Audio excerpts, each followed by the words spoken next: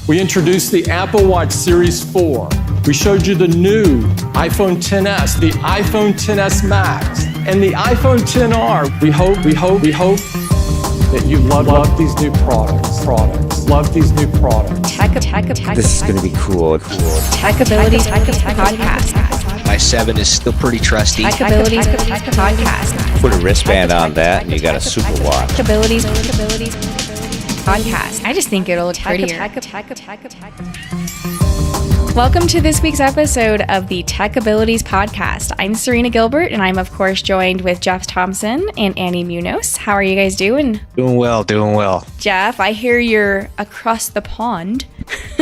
Yes, I am, mates. I'm having a good time in England, Timoth, England. Long swim. Yeah, I'm tired. Yeah, it's like 4 a.m. where you are right now. It is bright and early. You got to get up early to keep up with you guys. That's some dedication, Jeff, right? Indeed. Mm-hmm. But that's because we're like super excited because on September 12th, Apple had their Gather Round event, cue applause, where they announced all kinds of cool new products. What do you guys think overall before we dive into each product? I'm going to be honest. Insert crickets. I'm going to be honest. I really wasn't all that impressed. Oh.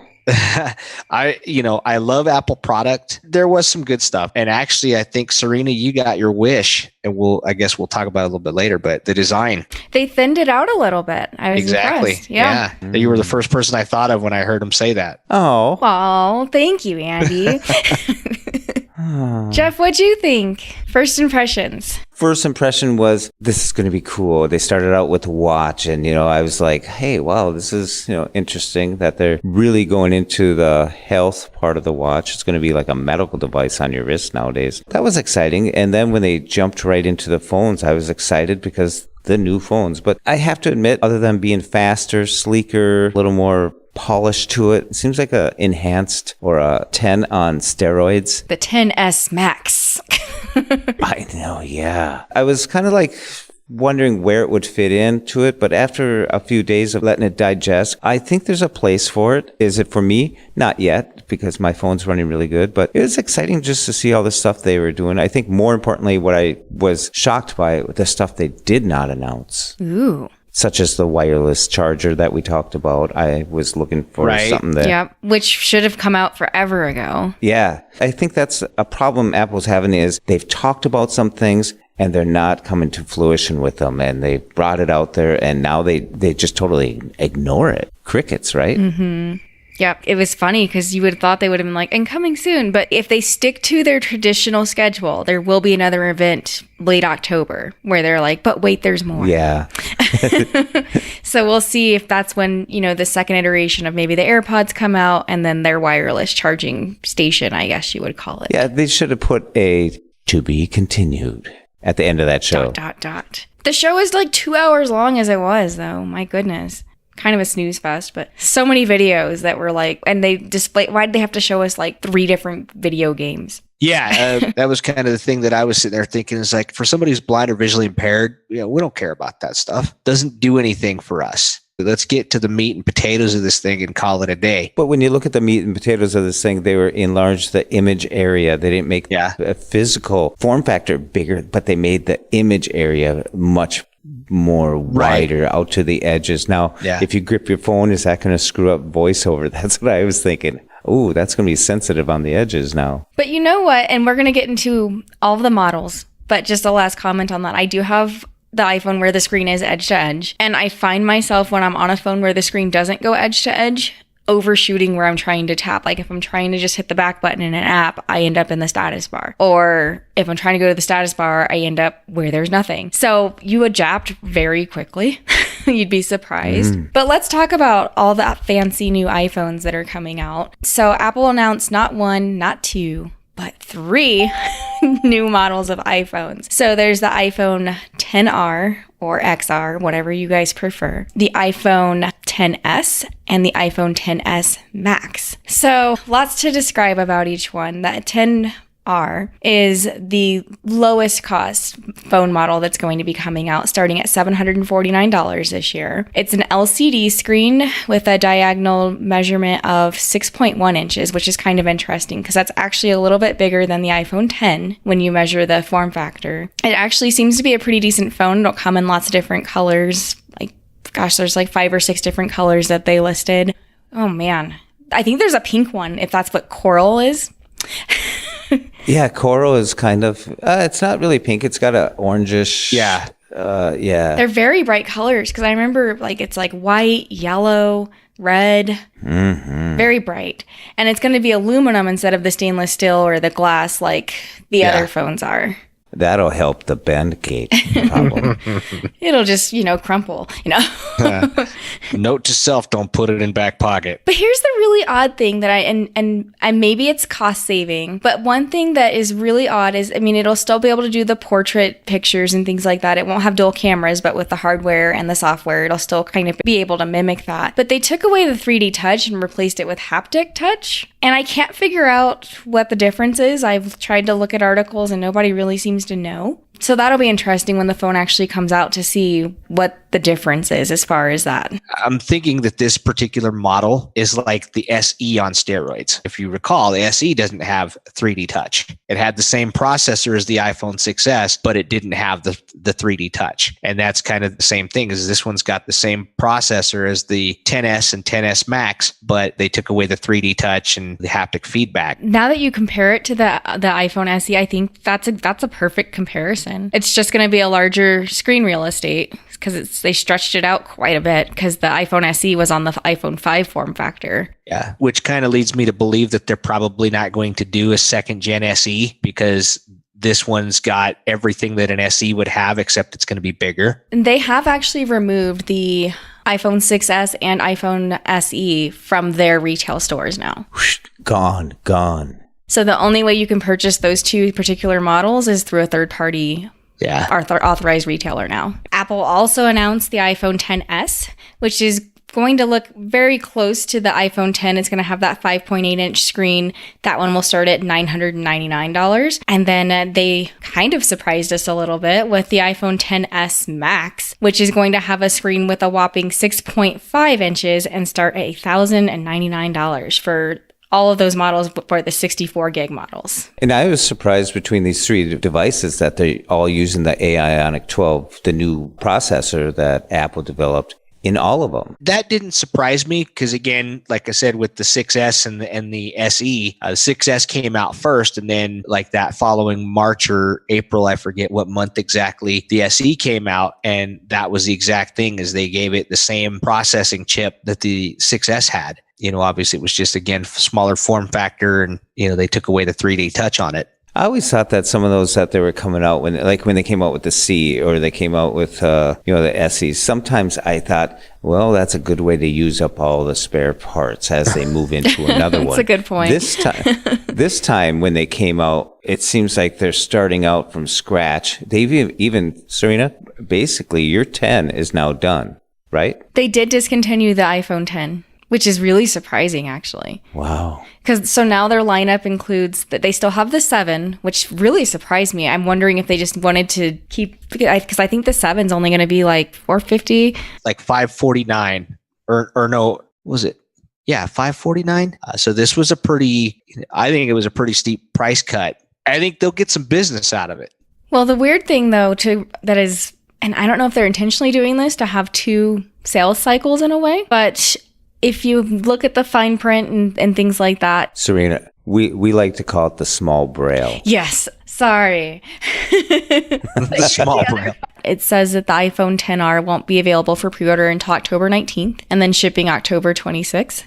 But here's the other funny thing is their website does say that the iPhone XR and the Apple Watch Series 4 have not been approved by the FCC yet. So they may or not ship with the dates that they announced. I thought they said that the Apple Watch Series 4 was approved by the FDA, so it's edible. I get it. Yeah.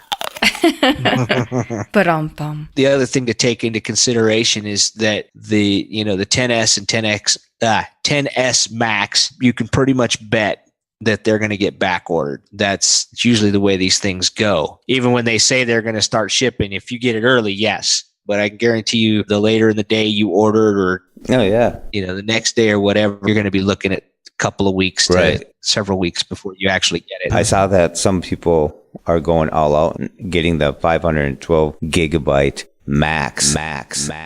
Wow. That's a $1,400 phone.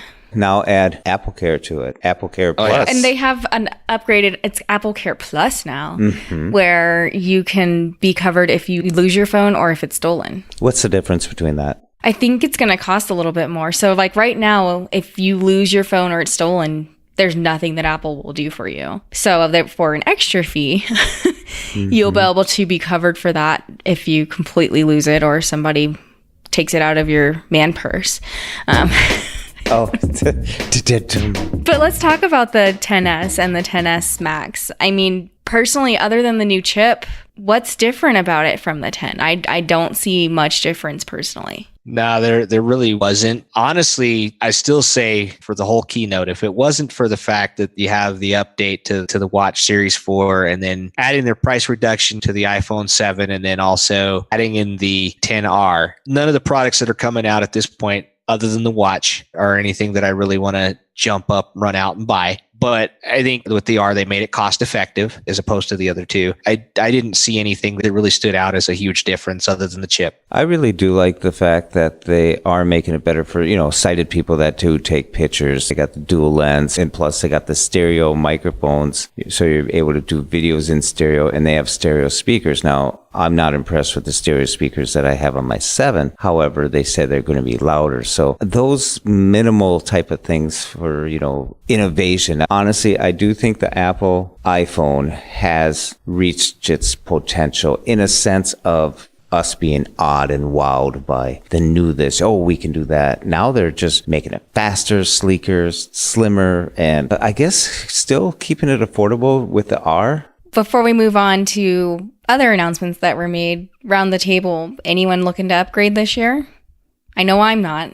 I'm not going to upgrade at this point. My 7 is still pretty trusty. I do need to potentially look at the battery. Other than that, no, I think I'm going to hold off. On our last podcast, I mentioned that I did bring my phone in and had the battery replaced. I do like the battery health beta feature in there so you can tell what potential your battery now has because it does wear down and it's only going to reach a certain capacity and mine was down. So with that replacement, I'm set to go. I really don't feel the need to upgrade. Now we all have 12 and it's supposed to speed up the older phones. So there's going to be a lot of markets. If you're going to do a demo for something, you're going to have to be pretty explicit which phone you're talking about nowadays. Yeah, there's so many models out now. You're right. That's a really good point. And, what is everybody going to call them? I really don't like their name selection. I just would have liked to hear the Max. That would have been cool. So much to say.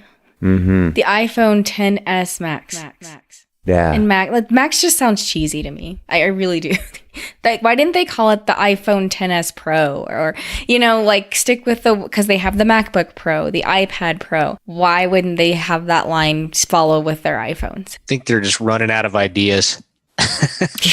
Ooh. I mean, I get like the 10S, that would have stuck with what they've been doing. Even if they would have went 10S Plus, that would have been fine. Because then again, that would have stuck as well. I'm guessing maybe the Max, just because it is the largest phone that they've ever put out, I guess, and that just kind of felt appropriate. But yeah, not the best name. Where do we go from here?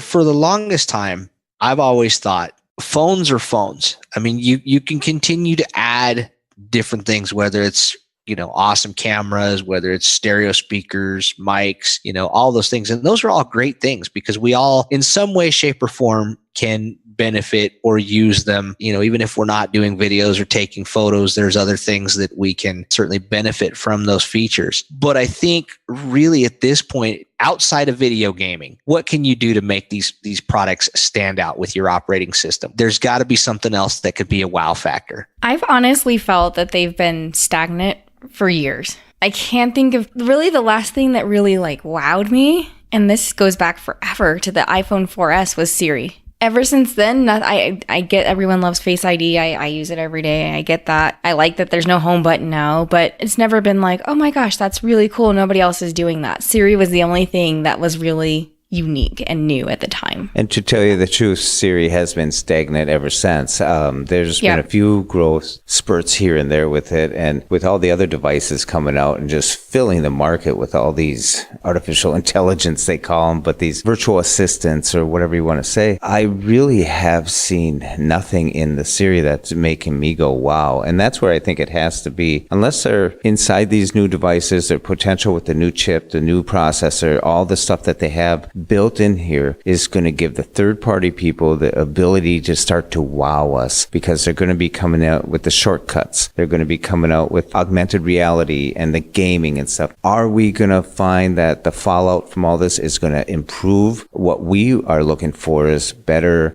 voiceover, better access to other features and stuff. But if you're going to leave it up to the third party, Apple has a good record, but are the third-party ones always going to be accessible? We're in an area right now where they're building the machine, the foundation, where we've never seen it before. So I'm wondering where it's going to go from here. Yeah, like Siri, going back to that for a second. I mean, I've had friends that are like, hey, why can't Siri close an app? It can sure as heck open one. Why can't it close it? It doesn't sound like much. At the same point, I'm sure other virtual assistants are doing those things. I can't say that for certain. I haven't used Alexa in a while to tell you what Alexa does and doesn't do. Apple innovated that. I think it has a whole lot more potential than what it's being used for. And that's Chichao, a friend of mine from Malaysia. That's what he brought to my attention, that he thinks that the phones as we recognize them, he even brought up Samsung and the other ones. And he says we may have reached the potential of the phone as we know it. Like Serena, you mentioned you used to be wowed by the stuff Apple was coming out with. Yeah, not so much anymore. I honestly thought by now that we would have a foldable phone. Like, just fold up, put in your wallet or whatever, or that we would have a phone that unfolded and had like dual screens, like just unfold it and it's ginormous when you want it to be. And I thought that we would have phones that could project holograms by now from Apple, but that's just me dreaming. Yeah. Well, why not? Why not? Because they shocked us so fast, and wow, this is where it's been. People, it's been 10 years now. We used to say, where are they going to be in 5 more years? Well, we said that at 5 years, and now at 10, we're kind of like in this holding pattern. We're kind of being wowed, but it's like, hold on, wait for it. Wait for it. And I will say this. I think one of the cool things that they did do is the dual SIM. I used to talk to a lot of customers that would call in and, hey, how do I, what do I do to, I'm going overseas. And so now where they can have the dual SIM, I think that's cool. But you can only make a phone so big with these new phones. I mean, I would almost feel like now I'd be holding an iPad up to my ear. It's basically like an iPad mini, the 10s Max, because it's 6.5 inches diagonally. And I think the iPad minis are what? Yeah. 7? Yeah, they were like 7.8 or something like that. Yeah. So 1 inch difference, basically. Yeah. Put a wristband on that and you got a super watch, I think. When you're talking about the dual SIMs, that's something that I would have done right away when I got over here, because there's always stores over here. You got these mobile stores and everything's a SIM card because of the nature of the beast over here, England and Europe. I would have done that in a heartbeat. What I had to do is I had to go through my Verizon company and pay extra per day, and I really don't get good service, let me tell you. They've even talked about how the people are going to have dual lines, like if you want Verizon and you want Team or something like that. It's confusing in a sense, like how are the big providers of cellular looking at this? Like Apple's giving people a choice now. It's almost like unlocking a phone in a sense, isn't it? By having 2 SIMs. Well, what it is that you can have 2 phone numbers on the phone simultaneously. So when somebody, like maybe you have a business phone and a personal phone, so that allows for really essentially, if a company really wanted to save some money, they could say, hey, maybe we pay half your bill, buy you a second SIM card, because it'll identify which phone number the caller is calling on the caller ID. Ooh. Your fun is over out there in Denver, folks. Oh, Colorado. Sorry. But yeah, I mean, I guess only time will tell next year, because next year's Yeah. the traditional time when the form factor would change. So we'll see if they do that, or if this is just how the phones are going to look for a very long time. We've been talking about some of the stuff like we're unwowed a little bit, but it is kind of exciting to see them take off in a new area, because $1,000 was kind of like the wow factor. And now, as you mentioned earlier, it's $1,400 when you're talking about getting the 512 gigabytes. When they hit a terabyte, are they going to call it a phone anymore? I don't know.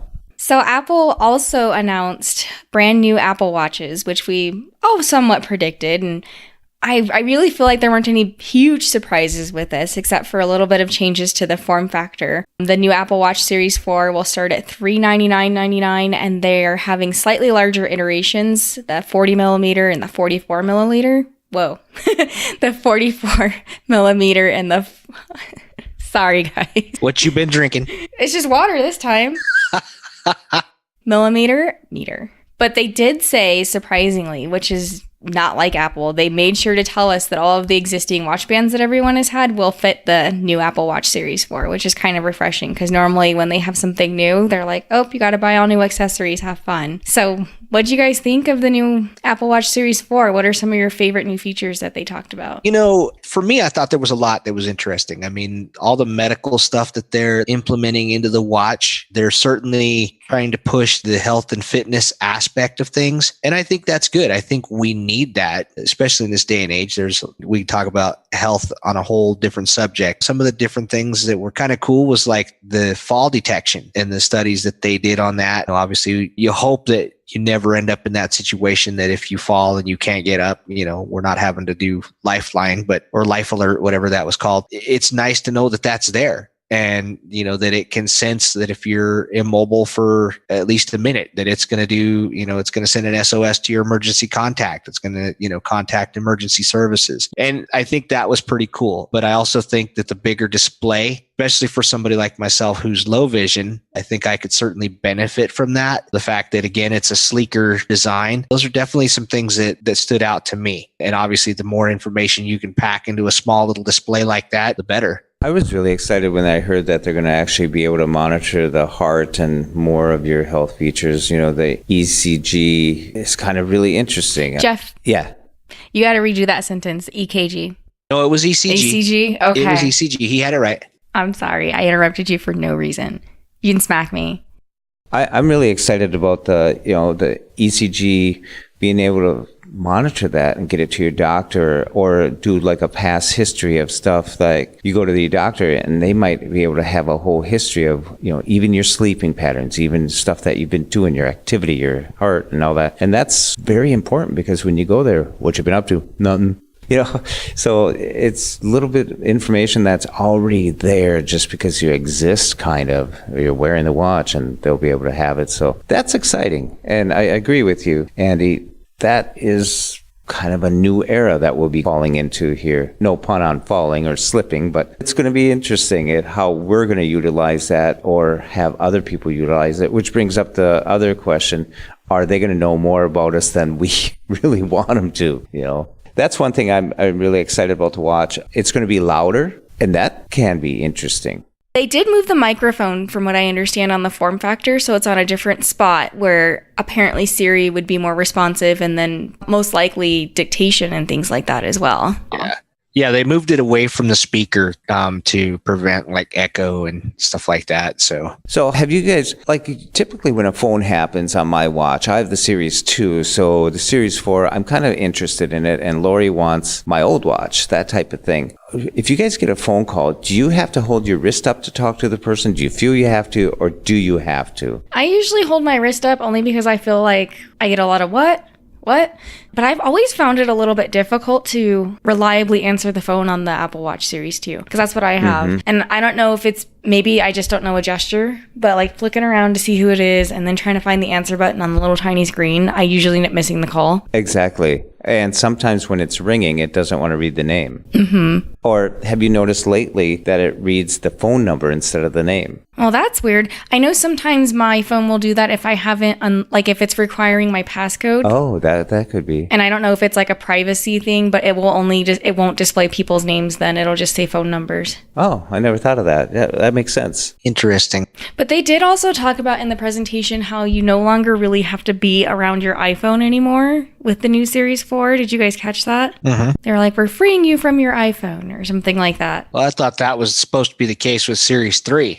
You know, the whole purpose of cellular is that you didn't have to have your phone. You know, so it should be, I would figure that Series 4 would follow suit with that. I'm kind of perplexed about how far we can go with this. I'm excited about Series 4. It seems like there's more advances right now and more changes in the watch than I notice in the phones, other than, you know, the speed of the phone is going to be faster. So, but yeah, the watch, that was a real update to me. There was one more thing that Apple didn't do in its keynote, but came out in a press release shortly after the event was done, and that is my personal favorite.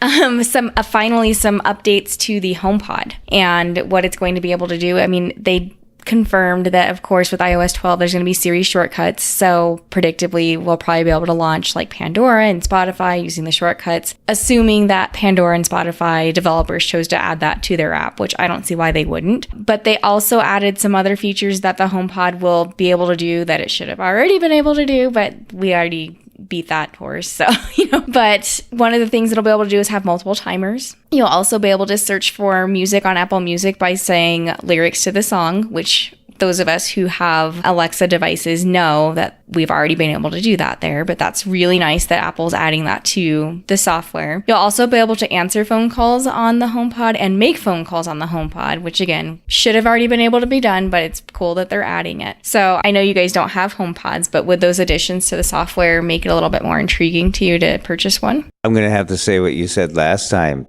Wasn't it already able to do that? No, sir, it was not. Now, when I saw them announce AirPlay 2, and I'm thinking, wow, that was 3 months ago. That was something other people enjoyed or waited for already. And it goes back to the wireless charging pad or whatever happened to the earbuds. I think we're in an area where they're talking about, 12, iOS 12 and stuff, things happening. And yeah, I'm still waiting. Now I'm really waiting for the fall. So they moved it on down the line. It seems like I'll be waiting, but yeah. But you didn't say, Jeff, do you want a HomePod now? There's so many people. I'm hearing more and more people saying they really like the sound. Oh, it's amazing. Yeah. So we'll see.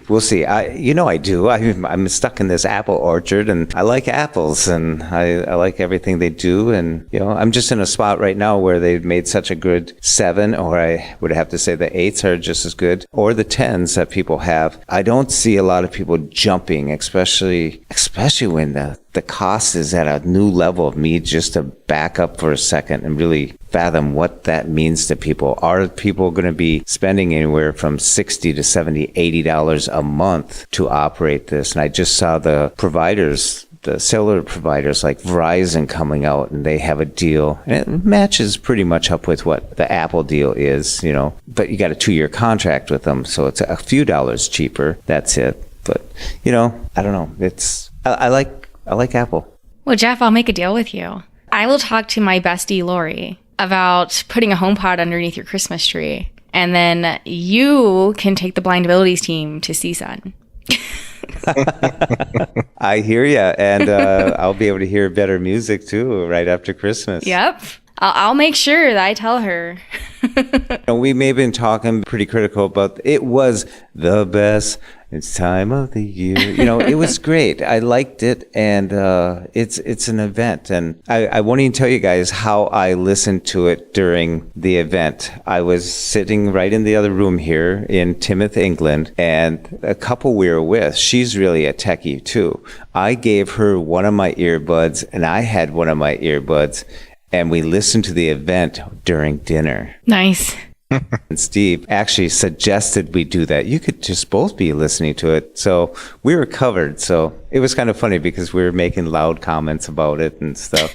Especially one of your favorites, we were saying stuff like innovative.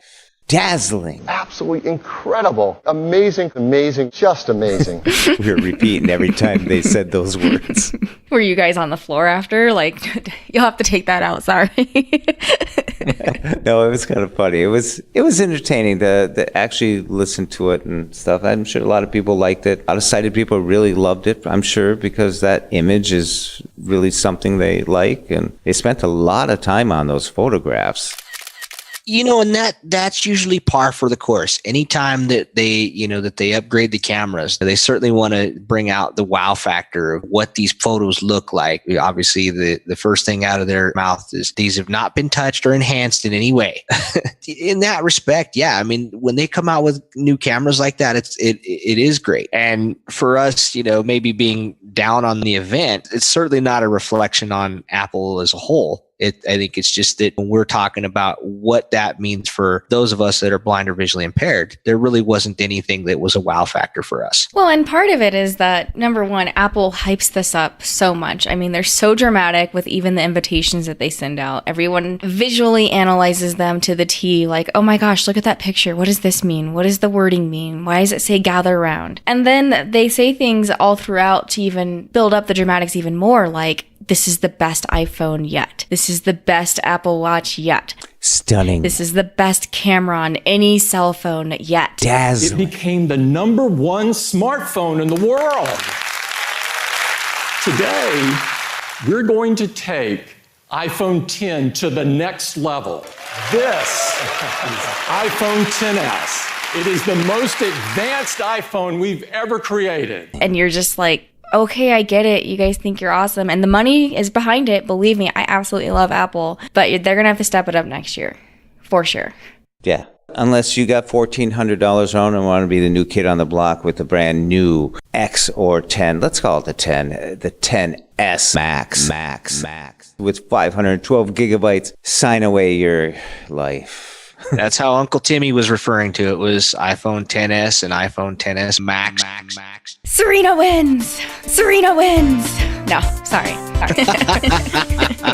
It's really interesting because sometimes it says X, but when they actually say it, they say the 10. So there you go. I got to give you that one, Serena. It is interesting, though, because I've read tons of articles on it. And I don't know how Apple wrote it on their website. But when you go to Apple's website and you're using VoiceOver, everything specifically says 10S, 10S Max, or 10R. So I don't know what they've done to make sure that that's how it pronounces it, but that's a very small attention to detail, I guess, that they put into it to make sure that those of us who are using technology like that hear it correctly. Yeah, Siri always spells Apple perfectly. Oh, it wow. always spells, Yeah. It spells a lot of things that is Apple related, or when you do a search, it understands you perfect. Almost like Alexa always, if you say the word purchase, it'll hear you perfectly. Oh, for sure. You want me to take your money? Of course. Mm-hmm. You're sitting here, Serena. Andy! I don't know why I do that. Jeff calls me Sarah. You call me Sabrina. Once.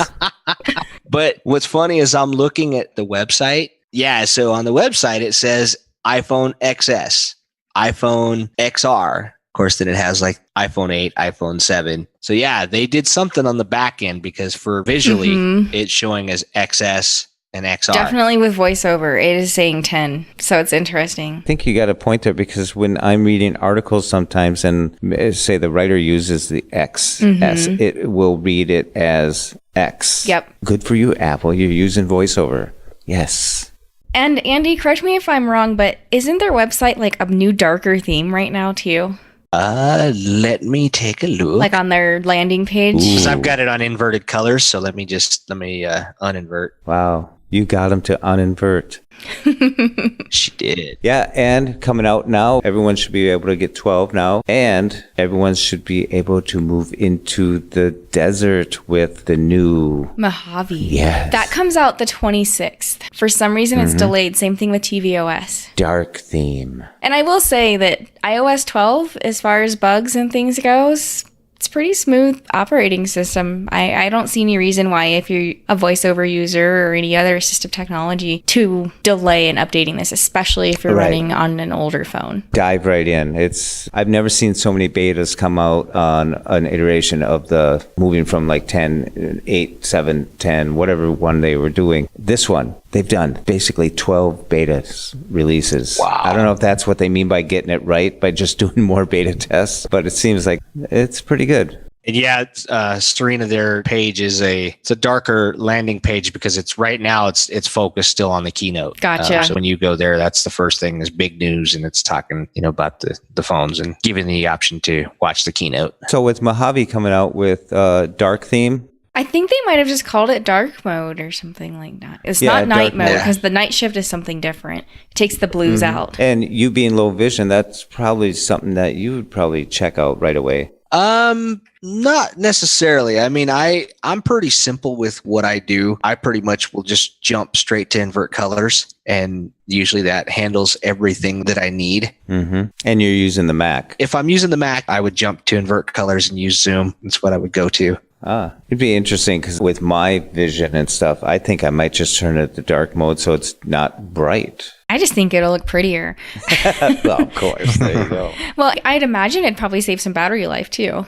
Actually, I think the colors don't matter because it's just sends a code. Whether it's sending a code for white or for black, that's like when people put it on there. And when you go to your screen curtain on your phone, it's still using just as much energy. Not on the iPhone 10 though. On the iPhone 10, when you use that smart invert feature, they have done some testing last year when the phones came out that it can save significant battery life because of the way OLED screens work. Because when something is black, it's not actually lighting up a pixel. It's just, I don't know the technology for, I'm no scientist, but it does save the battery life on the iPhone 10. So it might be something specifically with the OLED screens. Yeah. Hey, Andy, can we have a moment of silence for the silencing of the 10? The 10's going away. I think we should just have a moment of silence. Nobody cares. It is different, though. They've never done that before. Normally, they keep that one that was out last year and drop it $100. That was interesting. But what's surprising to me on that is just that was like the next big thing. I mean, because going back to last year's keynote, if it hadn't been for that, for the iPhone 10, that would have been a wasted year for Apple. Because again, yes, the 8 had a faster processor chip. That kind of like this year, there really wasn't anything different between the 8 and the 7 other than wireless charging. Even in and of itself, that wouldn't have been enough for me to upgrade. I'm really surprised though that was like their blockbuster last year, that it's just already gone. So I have a question for you guys. Why do you think the R is coming out so much later than the other two? Well, I think there's a couple reasons. So on their website, it says that the 10R and then also the Apple Watch Series 4 are technically not approved by the FCC yet. But I also think it might be this new liquid retina display. Maybe the manufacturing's delayed on it. And then I said 2 reasons, but now I have a third. Now I'm sitting here thinking about it. I think that they're trying to kind of mimic, you remember how the iPhone 10 last year didn't come out until I think it was like November 2nd. Mm-hmm. So this iPhone 10R will be available October 26th, essentially. So I think they're trying to also have another second round of sales closer to when people maybe have upgraded last year. I think part of it for me is it's a holiday push. Let's face it, the 10S and the S Max, they're going to be some pretty costly phones. You're going to have some people that get them, but I think in the way of getting something that's new and has that same processing chip, I think you're going to see a lot of those for the holidays. Apple wants their brand to be under the Christmas tree. That would explain the new colors as well, because a lot of those colors, especially the super bright ones, appeal more to maybe something you'd buy like your teenage kids for Christmas. So that makes sense. Have any of you ever seen a clear case or have a clear case so it would show the colors? I heard that they are out there. Yeah, I have a clear case. I always buy the clear ones. The ones I always buy are by Love, LUV, I believe is how you pronounce it. And they're never very expensive and they're pretty durable. And that's when she keeps it on the phone. Hey, I did not drop it down the toilet. I'm happy to report, because I know on our last episode, I'm like, oh, I'll probably have dropped it again. And I've kept the case on it since that incident in the laundry room. But yes, I always get the clear ones because I'm a dork and I do like how the iPhones look. Oh, that's great. I'm glad they do have a clear ones because that makes more sense for having so many colors. And this is the most colors I've ever seen them come out with. So they're making a big push for it. I was thinking that it was delayed because you're going to have a big rush for that price factor and that they might be coming out with a wireless charging pad eventually. But there was no mention of that. So it's just one of those things. I heard that because they acquired the company that actually, I think it's B-Proxy or something like that, a year ago, that they were having troubles with them overheating. But you don't hear all that news about that stuff. But interesting. I like the idea that FedEx and UPS and all the delivery places will get a little break between the surge of the first two phones and then the third one coming out. Well, gosh, I read an article that said that Apple is about to ship their 2 billionth iPhone. Well, and they actually said that in the keynote. Just let that sink in for a minute. Like 2 billionth iPhone. I mean, I've personally had like 4 or 5, but it's still, it's a lot of phones. I actually think it's a new form of currency. I'm over here, we're using the pound compared to the dollar, and I just made a purchase with 3 iPhones. I mean, it does now register in other countries. And over here, a lot of people are like shocked a little bit. They're like doing the math and thinking about it and stuff. It's like, wow, and this is England. So Chichao from Malaysia was saying that the price of the new phone is 2 months' wages. That's crazy. God, that's a lot of money when you put it in that perspective. Holy cow. Yeah, and like other people in the United States who were saying, you're talking about 2 months' rent. Well, that was like the jokes last year. Twitter was so funny last year when people were getting their iPhone 10s. They were like, since I had to sell my house to buy my iPhone 10, I wonder what shipping address I should put. That's a good one. I like that one. But if you think about it, if you really maxed out on, no pun intended, on the iPhone 10s Max, $14.99, that's a mortgage. It's a mortgage payment, a very expensive mortgage payment. It is. And where's it going? We don't know, but it sure is fun. I think it's a great place to be in this Apple orchard of things. And like I said, I listened to it through their AirPods. I had my iPhone there listening to it in a different country. Everything was working fine. Yeah, you can't beat that. I can't complain. Well, Serena. Well, Jeff. Andy, it's been great talking to you from all the way across the pond. I'm on my way back next week. So I'm getting on a train tomorrow and traveling. It's kind of neat over here. This hotel here actually has a lot of people who are visually impaired. It used to be a vision hotel. So it's really great conversation. They don't seem as hype about the Apple event as we are. You're probably happy you're not here, Serena. I don't know what's wrong with those people over there.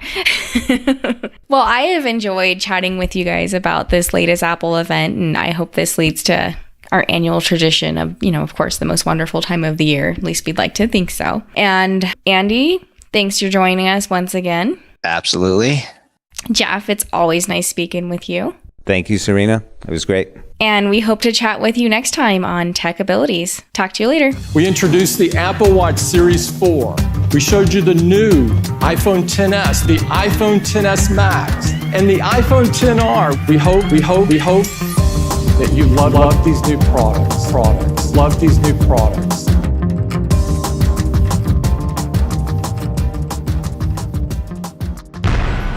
When we share what we see through each other's eyes, we can then begin to bridge the gap between the limited expectations and the reality of blind abilities. The realities of blind abilities. For more podcasts with a blindness perspective, check us out on the web at www.blindabilities.com, on Twitter at blindabilities. Download our app from the App Store, blindabilities, that's 2 words, or send us an email at info@blindabilities.com. Thanks for listening.